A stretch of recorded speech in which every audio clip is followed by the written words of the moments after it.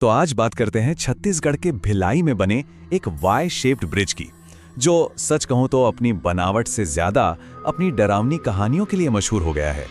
तो सबसे बड़ा सवाल यही उठता है कि क्या इस ब्रिज पर सच में कोई ऐसी ताकत है या ये सब सिर्फ लोगों के मन का वहम है। चलिए आज इस रहस्य से पर्दा उठाते हैं। देखिए, मकसद तो बहुत सीधा सा था, ट्रैफिक को कंट्रोल करना, लोगों का सफर आसान बनाना।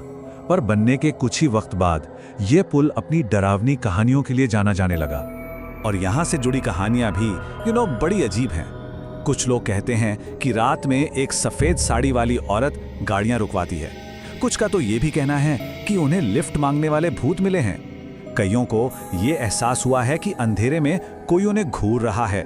और तो और कुछ लोग तो दावा करते हैं कि वहां एक नहीं बल्कि कई आत्माएं हैं। अब जब इतनी सारी बातें फैलने लगी तो जाहिर है किसी को तो सच का पता लगाना ही था। तो एक पैरानॉर्मल रिसर्चर ने फैसला किया कि वो इन कहानियों की तह तक जाएंगे। और उनकी जांच का जो नतीजा निकला वो इन सारी कहानियों पर सीधा सीधा सवाल खड़ा कर देता है। उन्होंने साफ साफ कहा, मैं सुबह तक वहां रहा और मैं पूरे दावे के साथ कह सकता हूं कि मुझे वहां ऐसा कुछ भी महसूस नहीं हुआ। और ये कोई ऐसी वैसी जांच नहीं थी। वो देर रात जब घना अंधेरा था तब ब्रिज पर पहुंचे। उन्होंने पुल पर बार बार चक्कर लगाए, यहां तक कि आत्माओं को बुलाने वाले मंत्र भी पढ़े और सूरज निकलने तक वहीं डटे रहे। मतलब उन्होंने कोई कसर नहीं छोड़ी।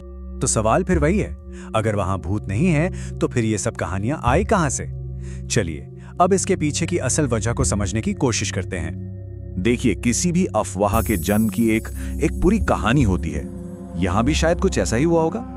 सबसे पहले तो जब ये पुल बन रहा था तो कुछ दर्दनाक हादसों में मजदूरों की जान चली गई।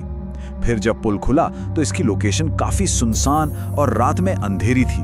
बस अंधेरे के इसी डर ने कुछ कहानियों को जन्म दिया और फिर वो कहानियां एक मुंह से दूसरे मुंह तक फैलती गई और एक पक्की भूतिया कहानी बन गई।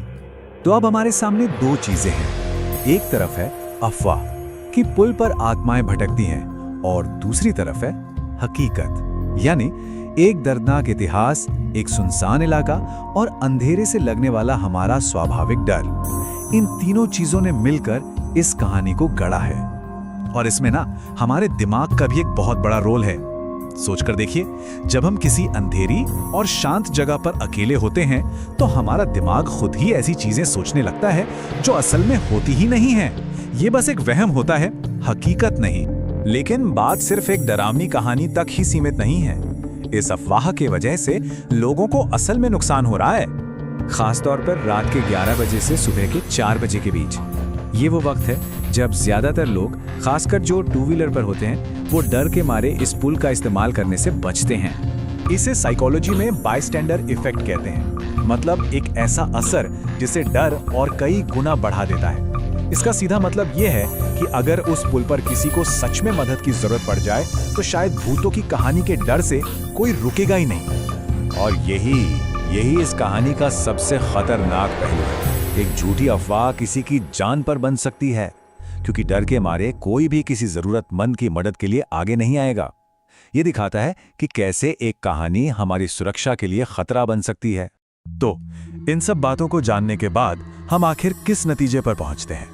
क्या वाई ब्रिज सच में भुताहा है या ये सब हमारे दिमाग का बनाया हुआ एक भ्रम है? चलिए एक बार फिर से सारे सबूतों को देखते हैं।